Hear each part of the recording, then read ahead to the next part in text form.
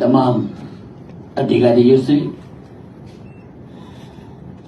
ભાષણ કરવા મને વધારે ગમતું નથી, એટલે પ્લીઝ હું તમને બધાને રિક્વેસ્ટ કરું કે આ દરિયા કિનારો આપણો ખૂબ મોટો છે.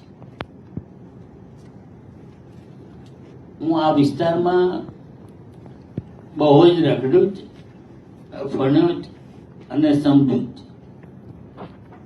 દરિયાકાંઠાઓ આપણો ગુજરાતનો બહુ મોટો છે, પણ તેની વસ્તીના હિસાબે બહુ અભણ પ્રજા છે.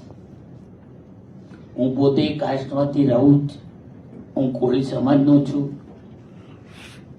મારે કાંઠા વિસ્તારનું ખૂબ મોટું બલિદાન મેં કર્યું જ અને કરું જ. માનનીય મુખ્યમંત્રી નરેન્દ્ર મોદીજી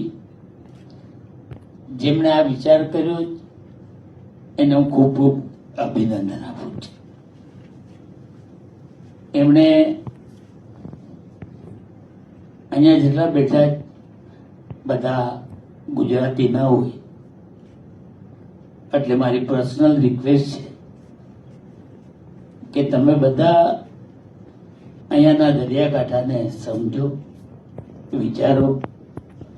અમને જેટલું થાય એટલું તમે બલિદાન આપો.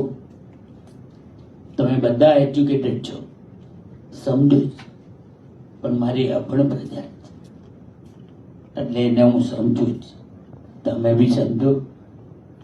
જીતુભાઈએ જે હમણાં મને કીધું એટલે હું 2 શબ્દ બોલ્યો, એ બદલ તમને બધાને હું ખૂબ ખૂબ અભિનંદન આપું છું અને ખૂબ આગળ વધો એવી શુભકામના. આટલું ગણેલું હતું. ભારત માતા કી જય. જય જય ગરવી ગુજરાત.